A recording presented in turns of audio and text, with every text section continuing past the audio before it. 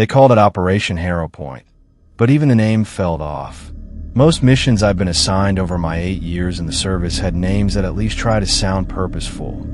Iron Dawn, Silent Talon, things that hinted at the goal or the theater.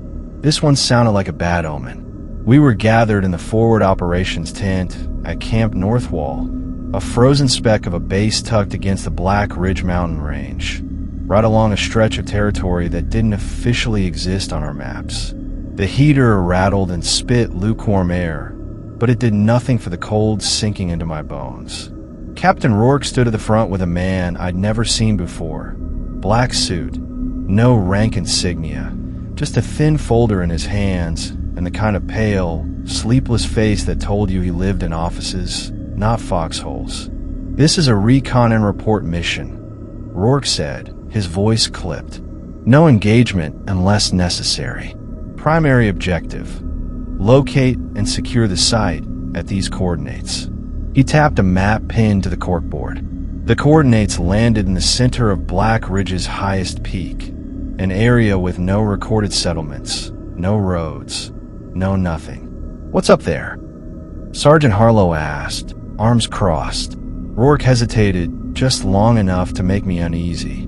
Then the man in the suit stepped forward. "We believe there's an abandoned listening post," the stranger said, flipping open the folder. "Satellite images show signs of structural collapse. We need confirmation before any recovery teams are sent in." The way he said believe and need confirmation didn't sit right with me. He wasn't military. He didn't talk like military. And if this was an abandoned post, why send in an armed recon unit instead of engineers? Private Keene muttered under his breath. "Could just be a frozen shed for all we know."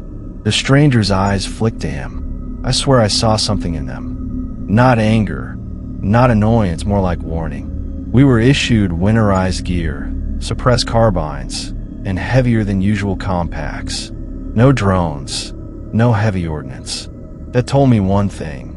Whatever was up there, they wanted it quiet. We moved out just before dawn. The Black Ridge loomed over us like the spine of some sleeping giant, jagged peaks cutting into a slate-gray sky. Wind funneled down the passes, carrying a low whistle that sounded almost like voices if you let your mind wander. The first day was uneventful.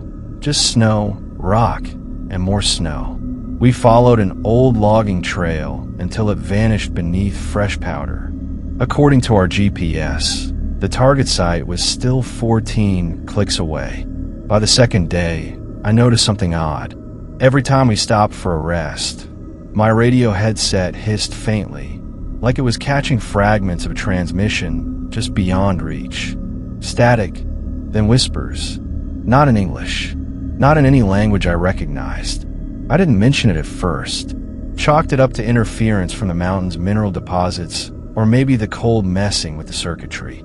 But that night, as we set camp, Keene asked, "Hey LT, your comm picking up anything?"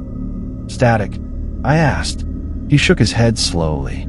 "No, it's like someone talking, but real far away. Keeps cutting in and out." Before I could answer, Harlow called us over to the fire. He'd spotted something on the ridge to our east, a thin column of smoke rising into the night. "There shouldn't be anyone up here," I said. Rourke stared at it for a long moment before giving the order. "We'll check in the morning." No movement tonight. At 0300, I woke to a sound that made my blood run cold. Not wind, not snow shifting. Footsteps. Slow, deliberate, moving between our tents. I unzipped mine just enough to peek out. Moonlight spilled across the camp, pale and sharp. Harlow was on watch, leaning against a rock with his rifle slung, head tilted like he was listening to something in the distance. But the footsteps didn't belong to him. They came from the far side of camp, where the shadows clung thickest between two boulders. I gripped my rifle, heart hammering, but before I could move, the sound stopped. No crunch of retreating steps, just silence. Harlow looked over at me then, his face oddly blank. "You hear it too?" he asked softly. I didn't answer. The next morning, the smoke column was gone. No sign it had ever been there. We pressed on, But the atmosphere had shifted. Everyone was quieter. We checked our flanks more often. Even Keen stopped cracking jokes. By midday, the GPS led us to a ridge overlooking a narrow valley. And there, half buried in snow and ice, was the listening post. Only it wasn't just collapsed. It looked burned. The steel framework was blackened and warped. Sections of the roof peeled back like someone had tried to pry it open from the inside. Rourke ordered a perimeter check. Harlow and I took the north side. That's when I saw them. The footprints. Dozens of them, scattered around the ruin. Bare feet. No boots. No tread marks. Just bare, human feet. But here's the thing. The tracks weren't frozen solid like you'd expect in the snow. They were wet. Fresh. I crouched over the footprints, my breath clouding in the frigid air. Fresh. I muttered to Harlow. Like minutes old. He knelt beside me, gloved fingers hovering just above the prints. How the hell would anyone survive barefoot up here? I didn't have an answer. The snow was powdery and clean everywhere else, but these tracks glistened, the water from melted snow refreezing around their edges. Whatever made them hadn't been wearing clothes thick enough to leave drag marks. No gear, no pack, just feet. LT. Keen's voice cut across the wind. He was standing near the south wall of the outpost, waving us over. We met Rourke and the others by what had once been the main entrance, a steel blast door twisted nearly in half. The edges were scorched black, but the burn patterns didn't make sense. The metal wasn't just charred. It was pitted, like it had been eaten away. Looks like thermite, Harlow said. I shook my head.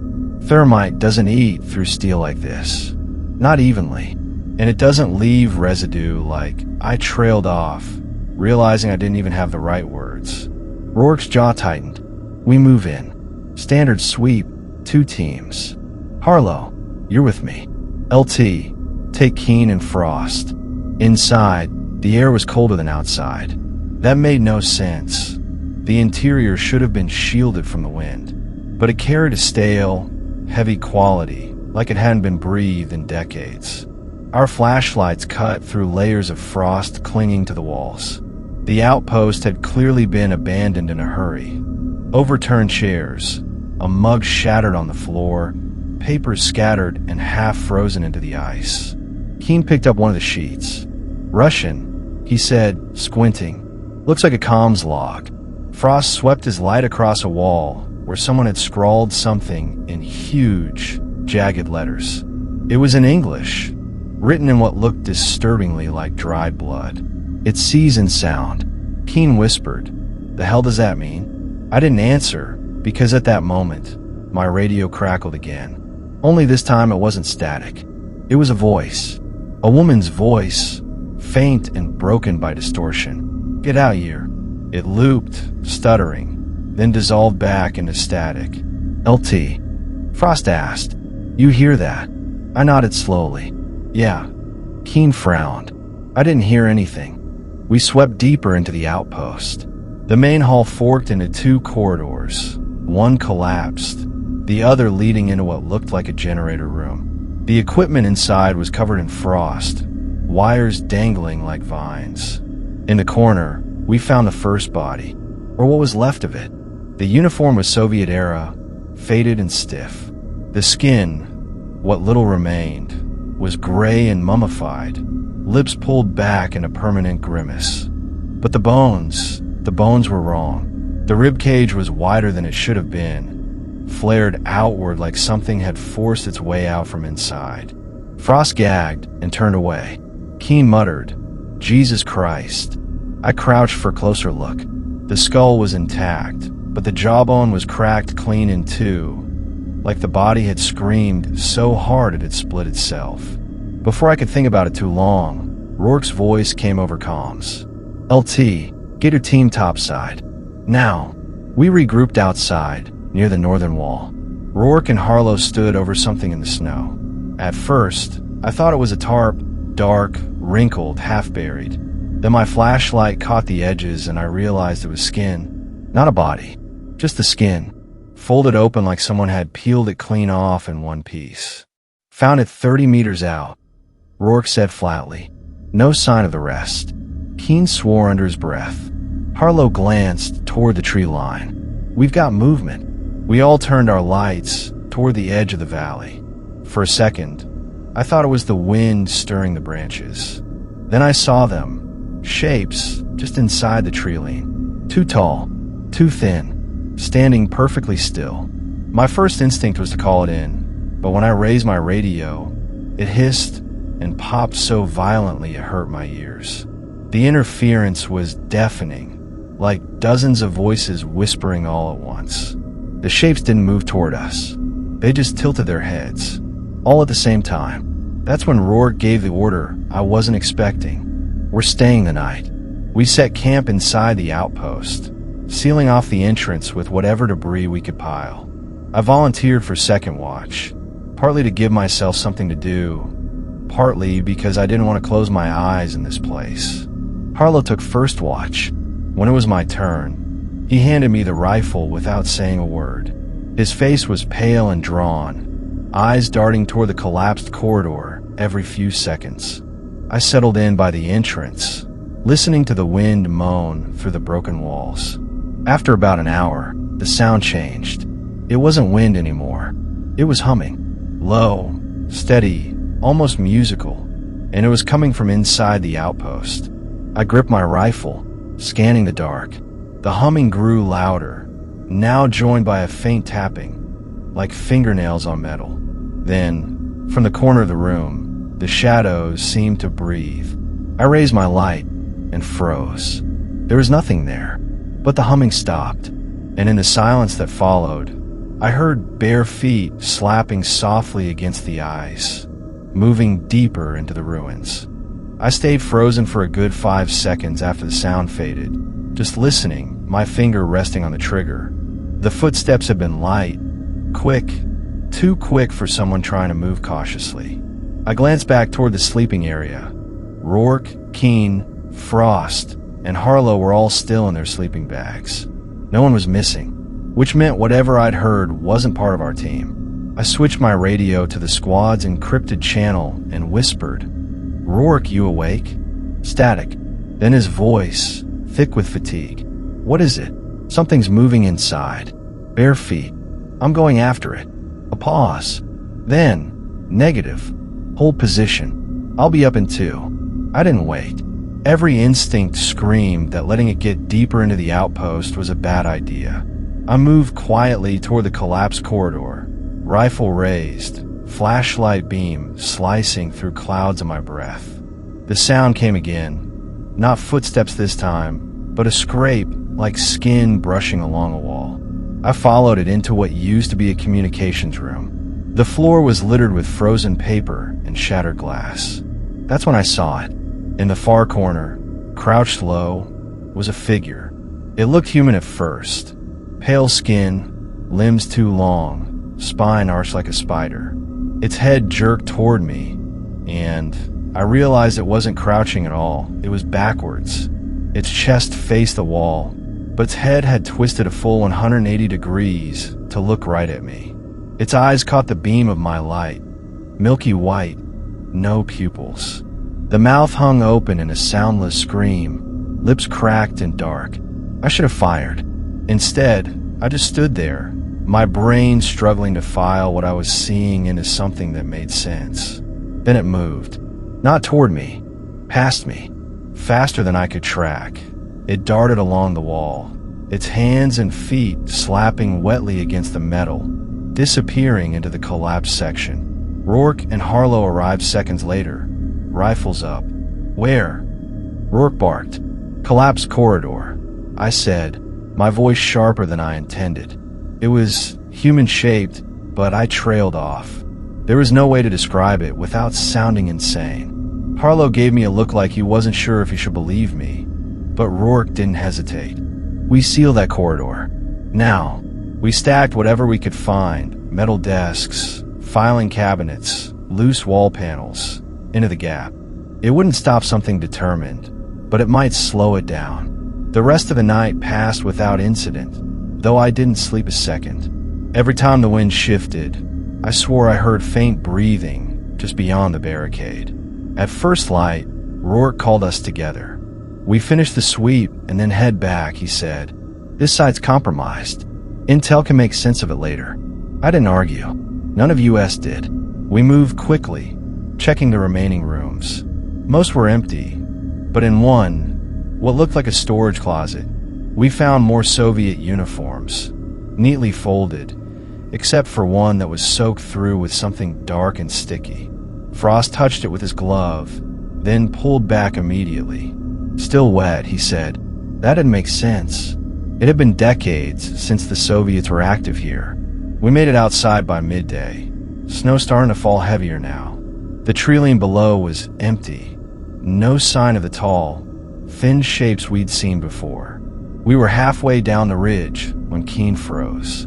"Movement!" he shouted, swinging his rifle toward the left flank. I caught a flash between the trees. Pale skin, a quick lurching gait, then gone. Rourke motioned for us to keep moving. "Don't engage unless it engages," he said, his tone more strained now. The rest of the descent was tense.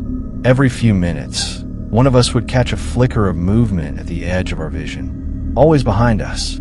Always just far enough that we couldn't confirm what we saw. That night, we camped in a narrow pass. Rourke doubled the watch rotations. I took the third shift with Harlow. It was around 0200 when we heard it again, the humming. But this time, it wasn't distant. It was all around us. I scanned the darkness, heart hammering. Then, without warning, every radio in the camp came alive at once. It wasn't static this time. It was that same woman's voice from before, but now it was clear. You can't see it. If you hear it, it sees you. The transmission cut, replaced by something else, a sound that made my stomach turn. Wet, deliberate chewing. Keen burst out of his tent, rifle in hand. "Where the hell is that coming from?" Before anyone could answer, something slammed into Frost's tent from the outside. He screamed, firing wildly. Snow exploded upward as something pale and thin tore through the canvas.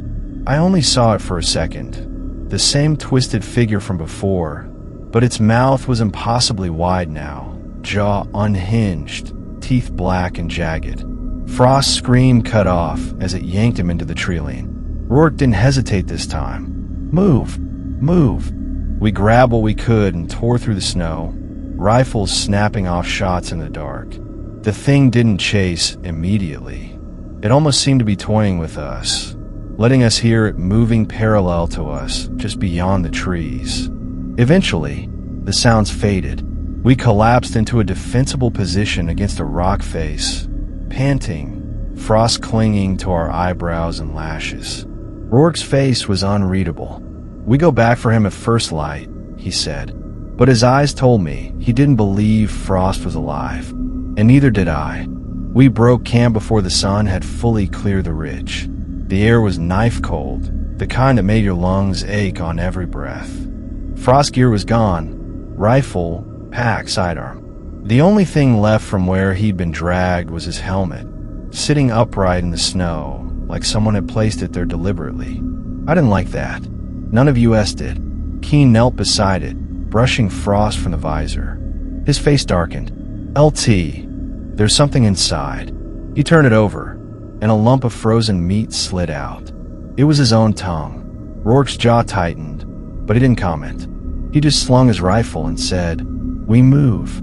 Now, we followed the drag marks into the tree line. At first, they were clear, a long groove in the snow, dotted with bloody smears. But about 200 meters in, the marks just stopped. No sign of a struggle, no footprints, nothing. Just undisturbed snow in every direction. Keen whispered, "It's like he just vanished." "No," Harlow said quietly. "It's like something lifted him." I swept the area with my scope. Nothing but trees, their trunks warped and twisting higher than I remembered. The deeper we went, the more the forest seemed wrong. Branches curved in unnatural arcs, some looping back into themselves. The snow was different too, no longer pure white, but tinged faintly gray, like ash had mixed into it. And the silence, absolute. No wind, no birds, no sound except our crunching boots.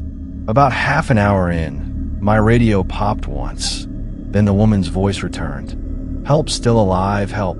It was faint, but enough to make Keen turn toward me. "That's him. That's Frost. Has to be." Rourke frowned. "Could be a trap. Or it could be our guy freezing to death out here." Keen shot back.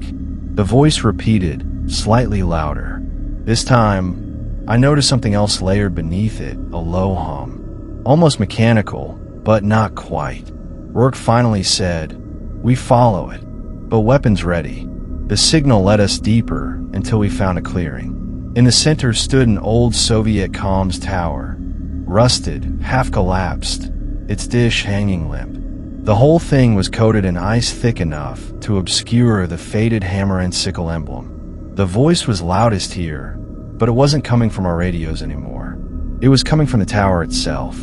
The sound seemed to vibrate through the metal, like it was alive. Keen moved toward it. "Frost, we're here, man." Before Rourke could stop him, Keen reached out and grabbed one of the frozen support beams. His scream was immediate. I yanked him back, and the skin from his palm came with him, stuck to the ice. His eyes were wide with pain, but also something else. "They're inside," he gasped. "They're inside the wires." We didn't wait around to test his claim.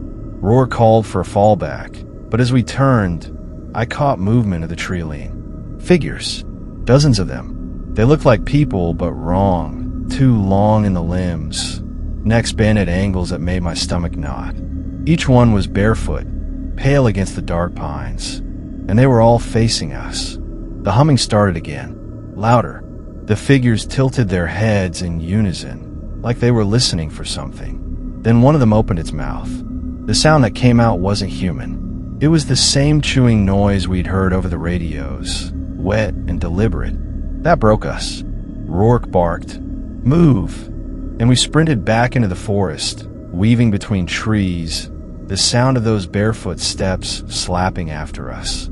We didn't stop until the forest opened onto a frozen stream. Keen was pale and breathing hard, his injured hand wrapped in a makeshift bandage. "That wasn't Frost," I said finally. Keen glared at me. "You don't know that." "I do," I said. "Because whatever's talking through that tower, it's not him anymore." Rourke looked between us. "We're not leaving without proof. We'll circle back when the weather clears," and he stopped mid-sentence. Harlow noticed it first. The stream beneath the ice wasn't flowing. It was throbbing, like something alive was pushing against it from below. Then the ice cracked. A pale hand shot up through the break, fingers splayed wide, nails black and sharp. I fired without thinking, the shot echoing off the trees. The hand vanished, leaving only a jagged hole in the ice and a faint ripple spreading outward. We didn't wait to see if it came back. By the time we reached higher ground, the sun was dipping low again. The mountain cast long shadows over the snow, and every single one seemed to move just a little when I wasn't looking directly at it. We set up camp in the ruins of an old hunting cabin. It wasn't much, but it had 4 walls and a roof. That night, Keen kept muttering in his sleep. At first, it was just nonsense, but then I caught the words. They're inside the wires." I shook him awake. His eyes snapped open, but they weren't focused on me. They were fixed on the wall behind me. I turned, and for a split second, I saw it. A pale face peering through a crack in the boards, mouth stretched into a silent scream. Then it was gone. We didn't sleep after that. Not really. Rourke put Harlow and me on watch while Keen tried to rest, though his restless muttering never stopped. Every so often, he'd shiver violently, even though we'd piled 2 sleeping bags over him. At 0320, the sound started again. That low, steady humming. Only this time, it was coming from inside the cabin. Harlow and I swept our lights across the cramped interior. Shadows stretched across warped wood, our breath fogging in the frigid air. The humming deepened, vibrating through the floorboards. Then we heard the footsteps, bare feet, slow, deliberate, circling the cabin from outside. Rourke woke instantly, motioning for silence. We all listened as the steps stopped right outside the boarded-up window. And then a voice. It wasn't the woman's voice from the radios. This one was deeper, ragged, like a throat that had been scraped raw. "You can't leave." Keen sat bolt upright, eyes wide. "Frost," he whispered. Before any of us could stop him, he staggered to the window and yanked one of the boards loose. The cold slammed into the cabin, and standing just outside was Frost, or what was left of him. His face was pale, lips cracked and blackened, eyes unfocused and milky white. His uniform was shredded, exposing ribs that jutted unnaturally under skin stretched too tight. His jaw hung open slightly, but no steam rose from his breath. Keen started to step forward, but I grabbed his arm. "That's not him anymore." Frost's head snapped toward me. His mouth opened wider and wider until it stretched impossibly, tearing the corners. The sound that came out was wrong, a wet, gurgling static that made my teeth ache. And then, like a marionette cut from its strings, Frost collapsed to the snow. The humming stopped. We didn't go outside to check the body.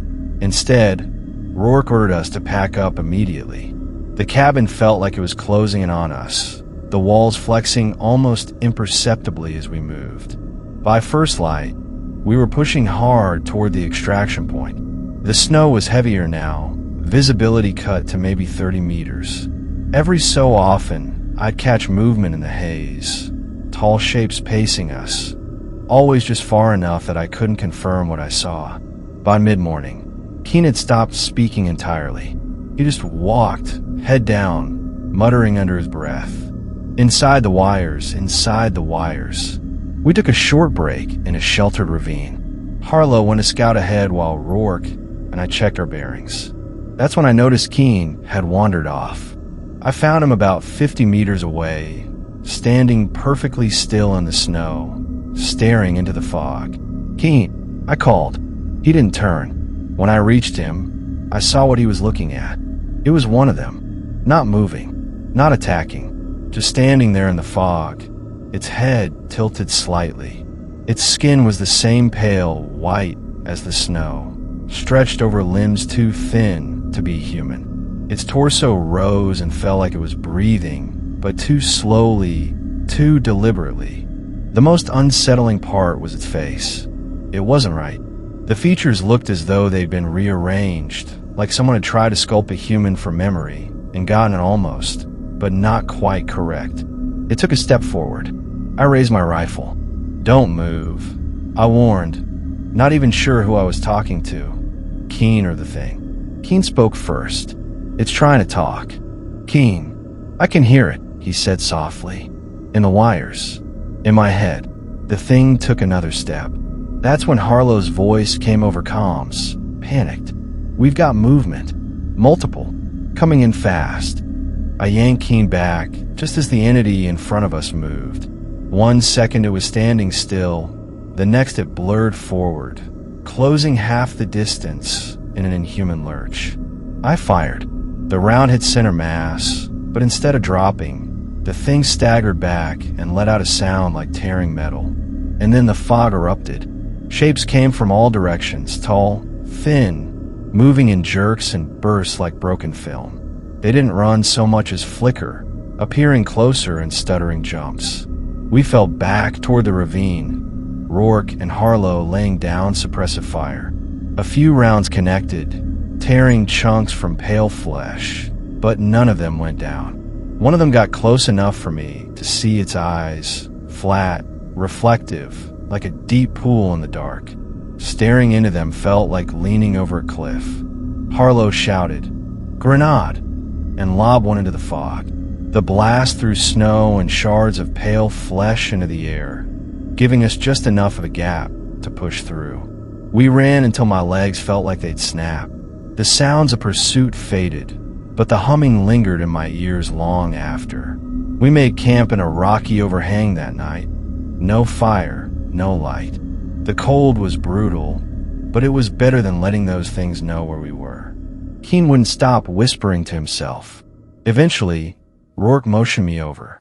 "He's compromised," he said quietly. "If it's in his head, he's a liability."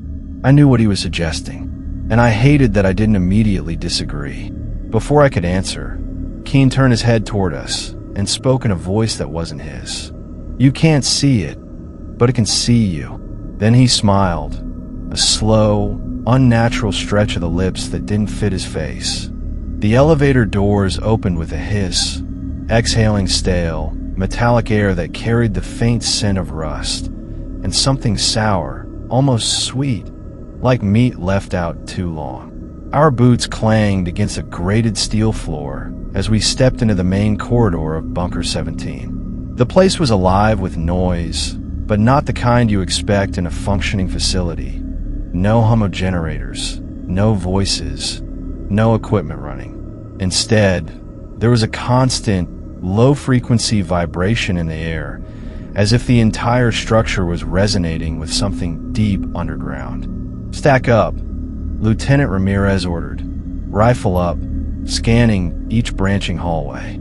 The place was a maze of reinforced concrete, each section sealed off by blast doors with faded hazard markings.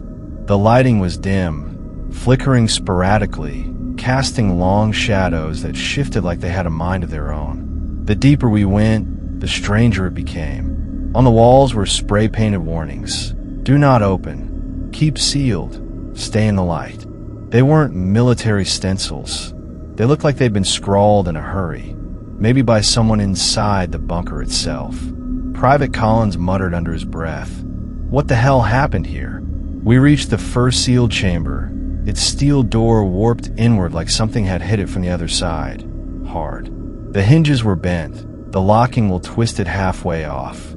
Through the narrow viewing slit, I saw something on the floor. At first, I thought it was a pile of rags. Then the rags shifted. It wasn't a person. Not anymore. The shape was vaguely human, but the skin looked melted, like wax dripping down a candle. Its face was distorted, eyes clouded over in milky white, mouth slack but moving slightly, as if whispering something too faint to hear. Ramirez pulled me back from a slit. "Eyes forward. Don't engage unless necessary." We moved on. The vibration in the air grew stronger, almost like a heartbeat now. Slow, deliberate, inhuman. At the end of the corridor, we found a control room. Dust coated the consoles, but a few monitors still flickered. Sergeant King managed to coax one into life, revealing grainy black and white footage from security cameras deeper in the facility. On one feed, I saw a cavern, massive, hollowed out beneath a mountain. In the center stood a structure of black stone, ancient and alien in design. Around it, dozens of figures moved, their bodies twitching in unnatural rhythms, like puppets being jerked by invisible strings. Private Lee leaned closer to the screen. Those are soldiers." Ramirez's face was pale. "Not anymore." Then, on another camera, something shifted. Something huge, lurking just beyond the edge of the frame. I caught only a glimpse, a long, skeletal limb, jointed wrong, ending in something like a claw, scraping against the stone floor. Before we could process what we'd seen, the vibration in the walls turned into a deafening bang. Once, twice, like something massive was slamming against the far side of the bunker. The lights flickered and went out.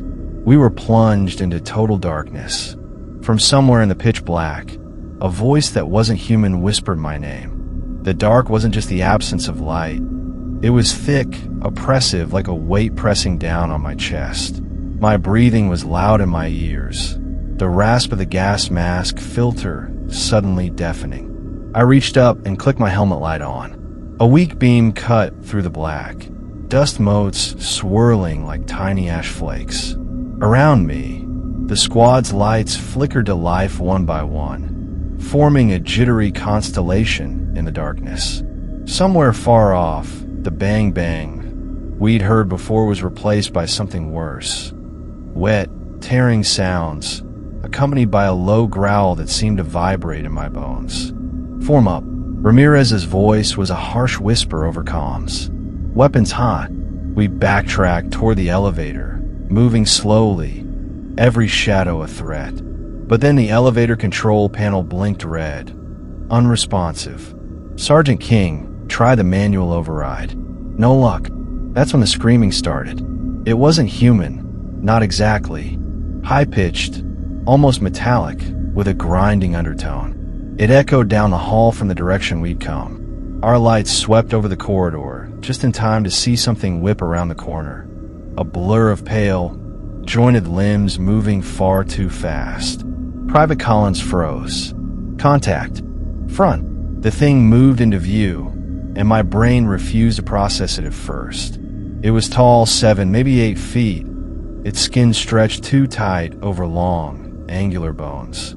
Its head was too small for its body, with a mouth that split open far wider than human jaws should, rows of needle-like teeth glistening in the light.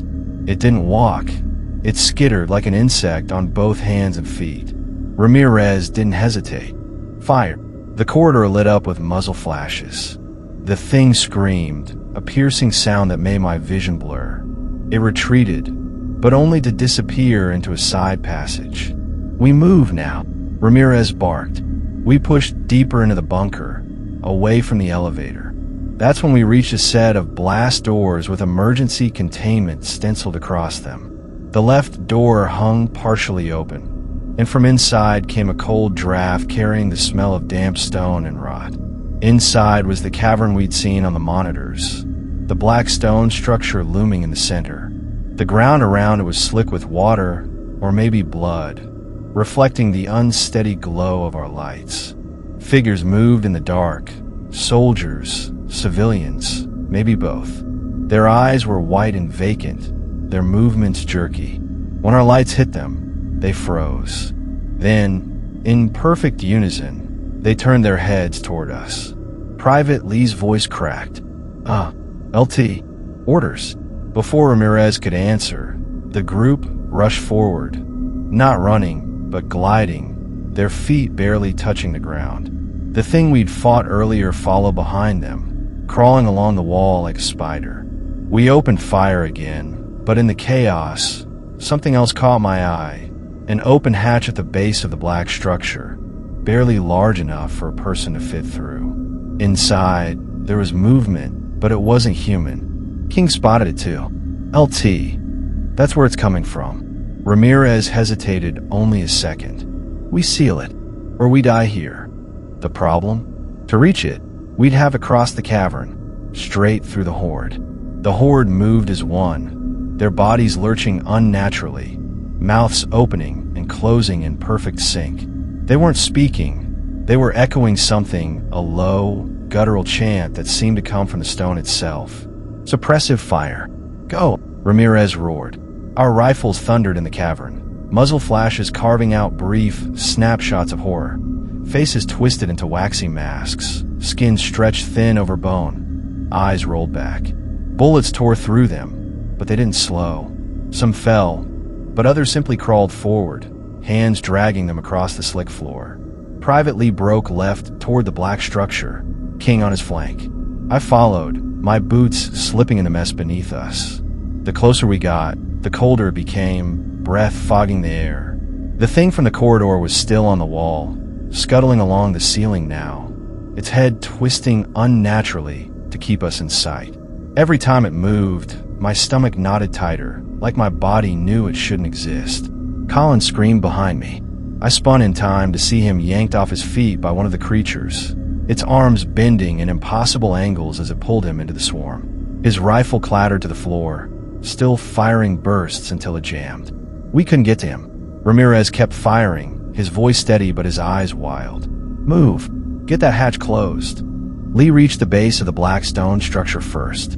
The hatch yawned open, leading into a darkness that seemed thicker than the rest of the cavern. From it came a sound, a slow, steady scraping, as if something massive was dragging itself toward the opening. King pulled a satchel charge from his pack, hands shaking. This is it.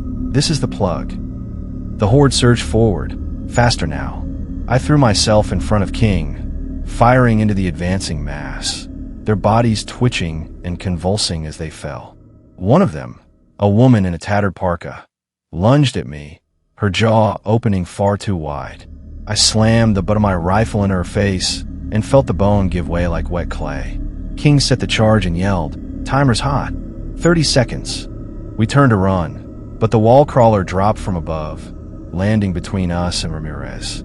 Up close, its body was even worse. Thin, sinewy muscles wrapped around bones that seemed to pulse under the skin. It stood fully upright now, towering over us. It screamed, a sound that made the stone around us tremble, and then lunged. Lee went down first, its clawed hand punching straight through his chest. Blood sprayed across my visor. "Go!" Ramirez bellowed. I didn't look back. I grabbed King by the vest and dragged him toward the far end of the cavern. Behind us, the horde was closing in, the wall crawler tearing into Lee's body like an animal. The blast door was ahead. We dove through as the timer hit 2 seconds.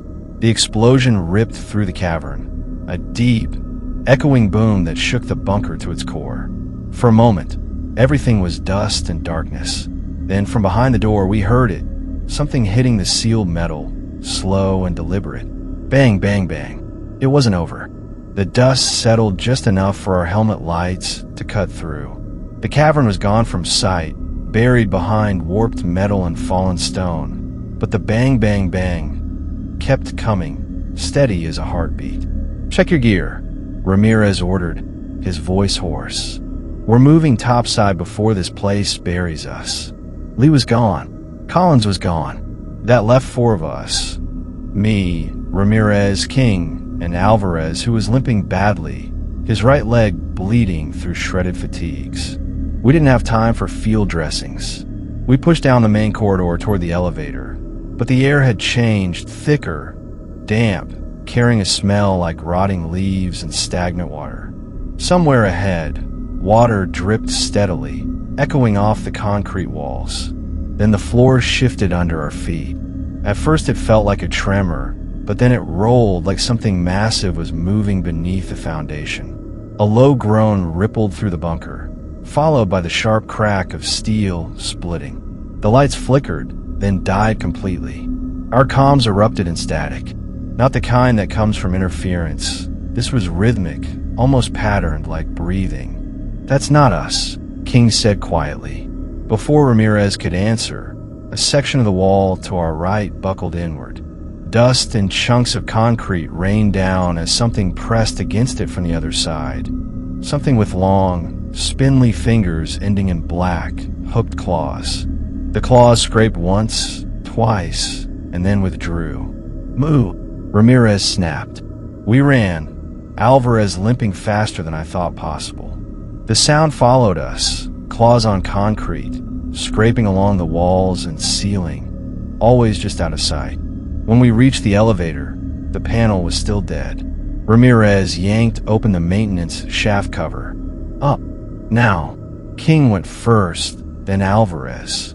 I was halfway up when the shaft filled with a sudden rush of air, cold and fetid. I glanced down. In the beam of my light, I saw it. Not the wall crawler, something bigger. It filled the bottom of the shaft, its body pressed into the darkness so tightly that only hints of its form were visible. Massive limbs, skin glistening as though wet, and eyes, dozens of them, opening one by one to look straight at me. I climbed faster, hands slipping on the ladder rungs. We burst into the upper level and sealed the hatch behind us. The pounding started immediately, rattling the cover in its frame. Ramirez didn't waste a second. "We're not stopping until we hit the surface." The corridors above were worse than before. Every emergency light strobed erratically, turning the hallways into a sickening series of frozen images. Blood on the walls, boot prints leading in circles, and shadowy figures standing at the far ends of the passages, disappearing when the lights blinked back on. Alvarez stumbled. I caught him under the arm and pulled him forward. We turned a corner and froze. Ahead of us was the decontamination chamber. The inner door was open, and inside, through the thick fog glass, stood Lee. His chest was still caved in from the wall crawler's strike, his head tilted at an unnatural angle. But he was smiling. Slowly, he lifted a hand and beckoned us forward. No one moved. The fog glassed between us, and Lee seemed to pulse with the strobe lights, making his twisted grin appear and vanish like a bad dream. "Keep moving," Ramirez growled, pushing past. "It's not him. It's never them." We skirted the decontamination chamber, but as we passed, the fog on the glass cleared in an instant. Lee slammed his palm against it, hard enough to spiderweb the safety layer. My heart jumped into my throat. King muttered, "How the hell?" Then Lee's voice came through the comms. Not static, not an echo. His voice. "Come back down. It's so much warmer down here." Alvarez lost it. He shoved me aside and ran straight for the inner chamber. Ramirez tackled him, but not before Alvarez started screaming, long, raw, and hopeless. We dragged him away, but he kept looking over his shoulder, calling Lee's name until his voice cracked. The surface exit was ahead, a blast door with manual override. King spun the wheel while Ramirez and I covered the hallway. The pounding started again, louder, closer. I saw them coming before I heard them, shapes moving in the strobe light, jerking forward in unnatural bursts, closing the distance far too fast. Between flashes, they seemed to vanish, only to reappear yards closer. My rifle was up, my fingers squeezing the trigger, when the wall crawler came into view. It wasn't alone. 4 more followed it, each with the same elongated limbs, each dripping that same black, tar-like fluid. And behind them, crawling along the ceiling, was the thing from the shaft, the one with too many eyes. It barely fit, its limbs folding and unfolding like a spider through a crack. "Faster, King," Ramirez barked. The wheel turned. The blast door groaned. The first creature hit us. I fired point blank, the recoil slamming into my shoulder, but it just kept coming, claws raking across my vest. Ramirez emptied a full mag into the wall crawler's chest, finally dropping it for a heartbeat, just enough to shove it aside. King got the door open. A freezing wind tore into the hallway, bringing with it the faint sound of the outside world. Howling wind, shifting snow. "Go, go!" Ramirez shoved Alvarez through first, then King. I went next, turning to cover Ramirez, but he wasn't coming. He stood in the doorway, rifle in one hand, detonator in the other. "You make it out, you burn this place to the ground." Before I could speak, he stepped back into the hallway. The creatures swarmed him instantly, their bodies wrapping around his, dragging him down. I saw his thumb press the detonator. I ran. The blast hit seconds later, a shockwave that threw me into the snow. The entrance behind me caved in, spitting smoke and black fluid into the air. For a long time, I just lay there, staring at the swirling sky, my breath fogging the freezing air. I thought I'd made it. Then, from beneath the snow under my back, I heard it, 3 slow, deliberate knocks. Bang, bang, bang. I didn't look. I just started walking.